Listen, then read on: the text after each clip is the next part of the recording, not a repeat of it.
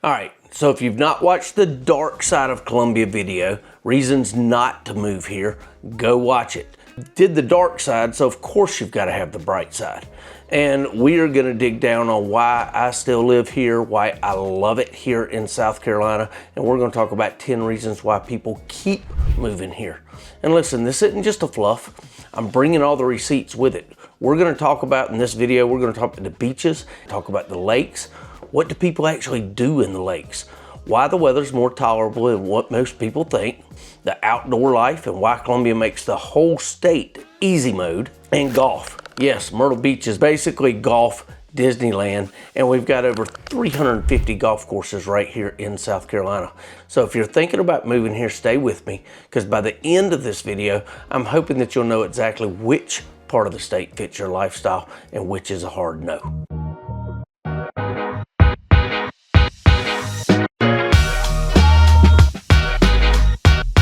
What's up, y'all? If you're new here, my name's Chad Dorman. I'm the local real estate agent right here based out of Columbia, South Carolina. And I make these videos every single week to help people relocate to the Midlands and beyond.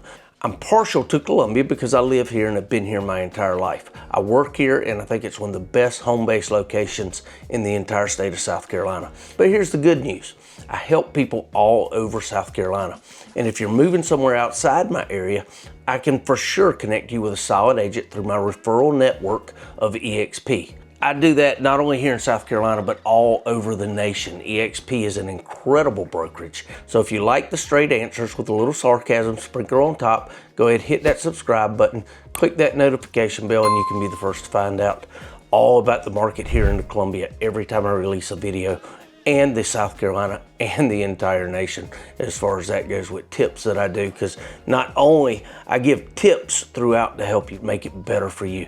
Now let's go ahead and get right back into the bright side. These 10 reasons are in no particular order. I know I've even had some advice to take them from 10 to 1 or 1 to 10. So reason number 1, you can pick your lifestyle without picking a new state. Here in South Carolina, we've got some of everything. South Carolina is one of those states where you don't have to choose just one lifestyle. You can do a lot of them.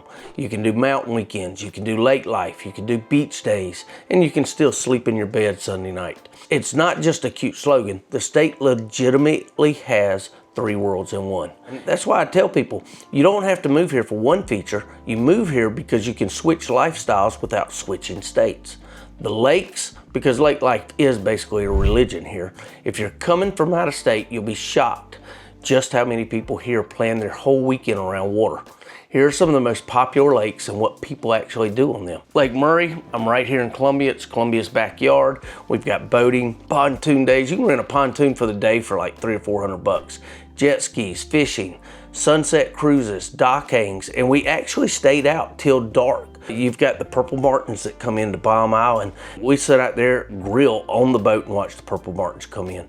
This is the lake for people who want water and they still want Target, a hospital, and a normal commute. You got Lake Hartwell in the upstate near Anderson and Clemson. Huge boating and fishing culture. And the Clemson football weekends are just next level. Now Lake Kiowee in the Seneca area, that's got clear water, mountain lake vibe, lots of retirement homes. Lake Jocassee, that's near Devil's Fork State Park. The Postcard Lake, crystal clear water, waterfalls dropping into the lake, kayaking, paddleboarding. A lot of people go scuba diving up there because it's so clear. Lake Greenwood, calmer, great fishing, great second home lake. Santee Cooper. This involves Lake Marion and Lake Moultrie, and it's a massive fishing destination, especially catfish and striped bass. What do people do when they're on here? They do everything. Golf carts all around the neighborhood, and somehow they actually make friends by accident because everybody ends up in the same marina. All right, let's go reason number 2. It's the beaches. They actually function as an everyday lifestyle. South Carolina beaches aren't one beach. They're like different personalities. We've got an entire coast full of them. Here are the big ones that everybody seems to ask about where they are and what they're known for. Now, of course, you got Myrtle Beach. It's the #1 place people are moving in the nation right now.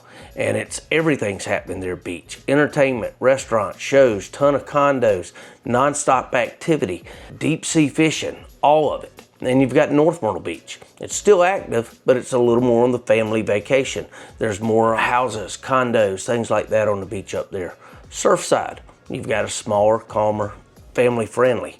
Now, all those are pretty much Myrtle Beach. Now, some of the other ones that a lot of people love in that same area, Pawleys Island, Litchfield, quieter, more upscale, more porch book plus sunset energy. Huntington Beach State Park.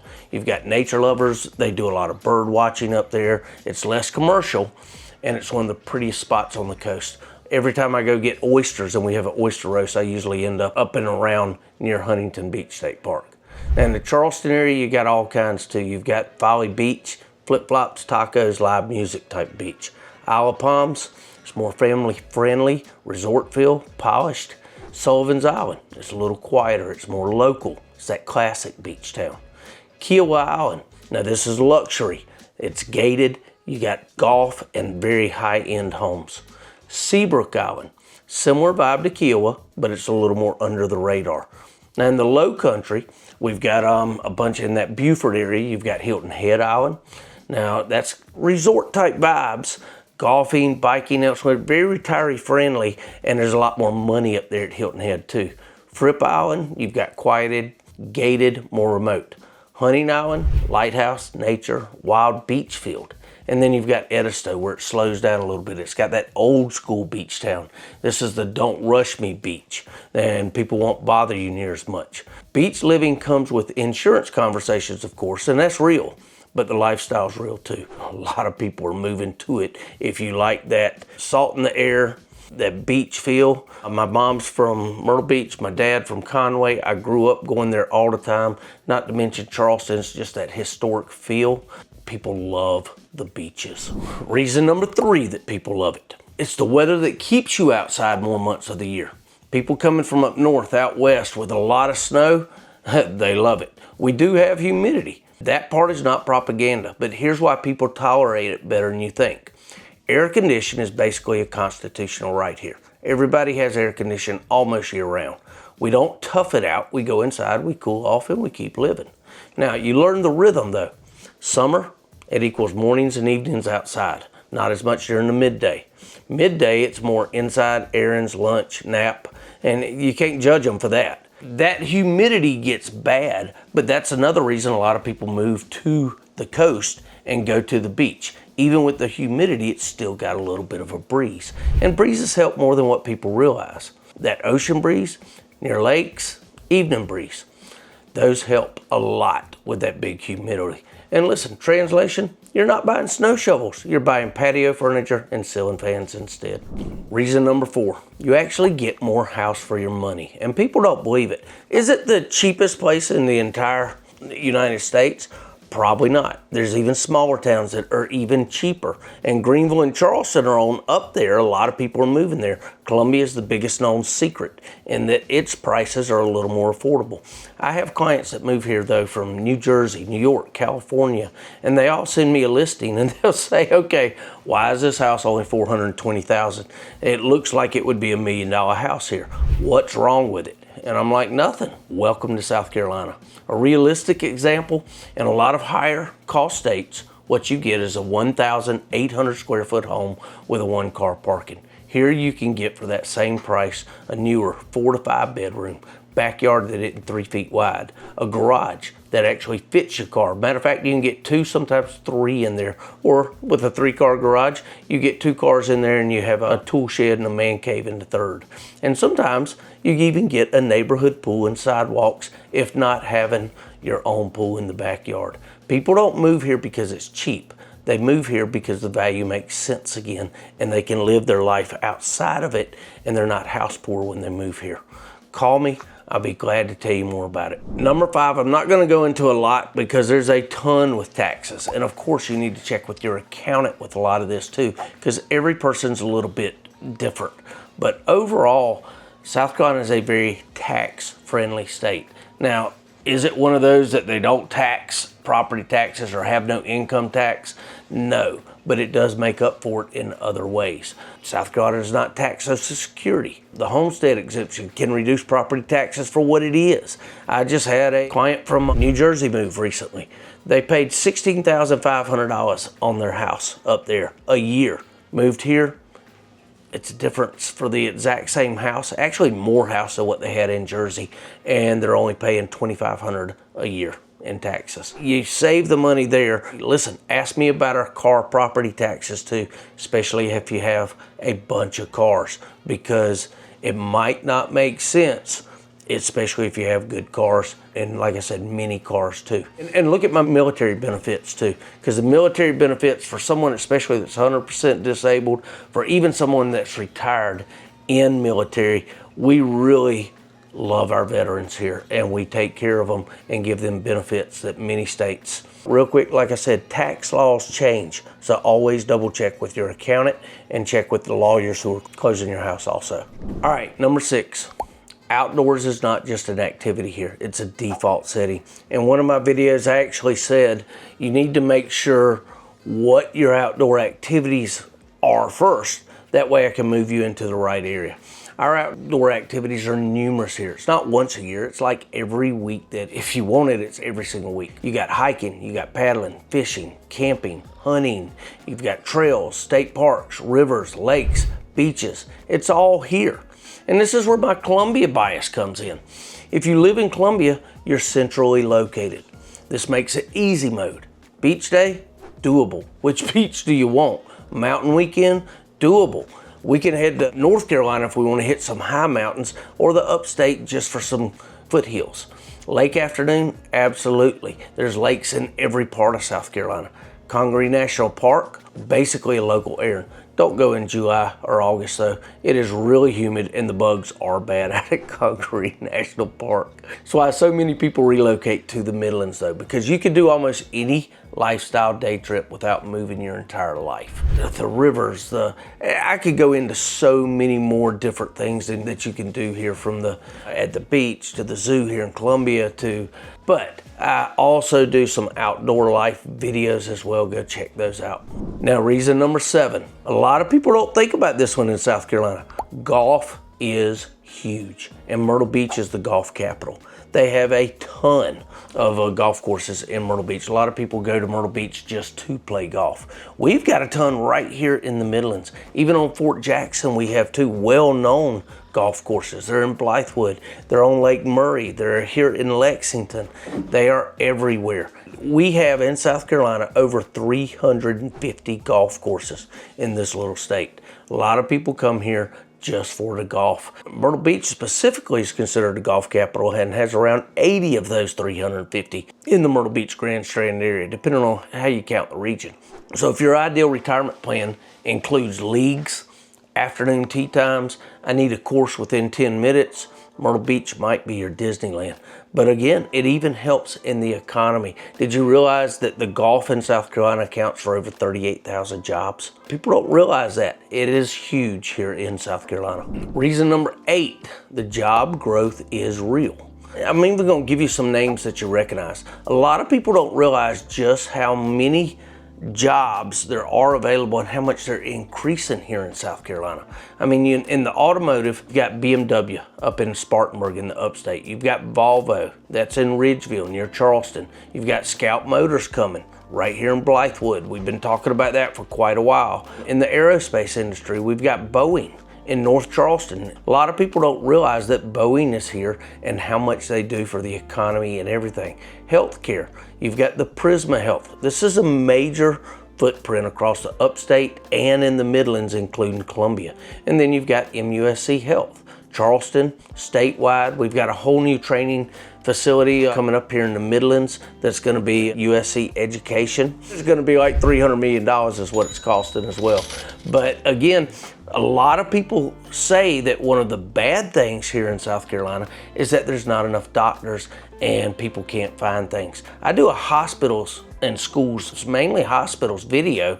It shows here in the Midlands how close you are to a hospital anywhere you go. Most of those stories about there's not enough doctors available and stuff here in South Carolina, they're out in the rural areas. It's called rural for a reason. You're way out there and you're away from a lot of things. You chose to be there for that privacy. You're a good ways away from a solid doctor and a good hospital too. Manufacturing and supply chain. There's a lot of quiet jobs in manufacturing and supplier networks that support the automotive and aerospace hubs, plus logistics here. And yes, Columbia is a great middle location for a lot of job corridors in the state. It's one of the lower as far as the cost of living goes. So many people that especially work out of their homes are finding it more affordable to live right here in Columbia. And many people in Charlotte, they choose because the taxes and the retirement and everything else is better. They'll go into the Fort Mill, Rock Hill area, but still they'll live there for the benefits, but they'll work in Charlotte because there's a lot of tech industry and things like that in Charlotte. It's a lot more that upbeat, that great tech vibe and nightlife vibe there in Charlotte too. Okay, I started not to put this one in, reason number 9, because a lot of people don't know about this. I didn't think it outweighed some of the other things that I truly love about South Carolina. But reason number 9, the ports and logistics. And I want to explain this to you like a regular human. You hear people say TEU and you don't even know what it means. And it's just a fancy way of saying one shipping container. So when you hear that millions of TEUs are going through a port, they're talking about millions of shipping containers. Why does this matter?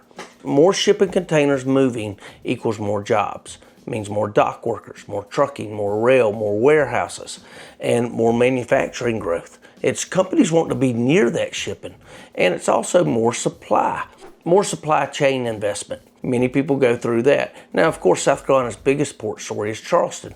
That's the one that most everybody hears about. But the biggest takeaway that you want from this, ports, not just in Charleston, that's just the big business one, but ports help attract factories, warehouses, and jobs because businesses can move product in and out more efficiently. So keep that in mind. Like I said, I wasn't gonna put it in there. It has more to do with South Carolina and why people love it than you think. Number 10, you can't talk about South Carolina without talking about the history and the culture and the food that's actually very distinct, believe it or not, here in South Carolina. First off, let's talk about history.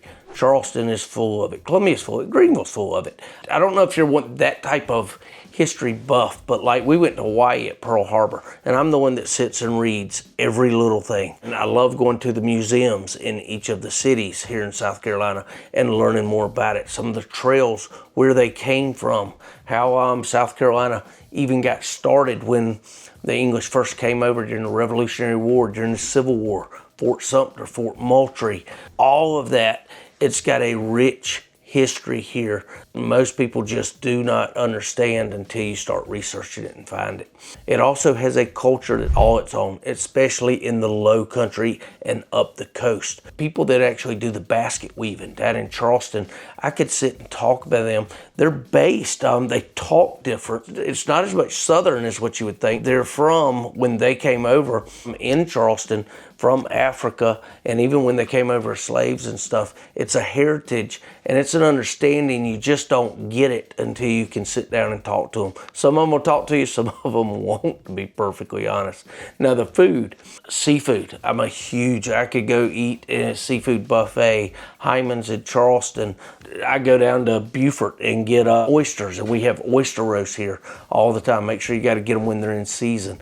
Seafood I could eat till it's coming out of my ears just about. But we also have barbecue. Of course, South Carolina's gold barbecue. Something that you get like at Maurice's barbecue when he used to sell his stuff in the stores and all. Now me personally, I like vinegar-based barbecue with a little bit of kick, a little bit of spicy. You can taste the pork a little bit better to me. The burgers, different places, like even here in Columbia, you can eat on the water in Charleston. We have places you can eat on Lake Murray and many of the lakes and stuff.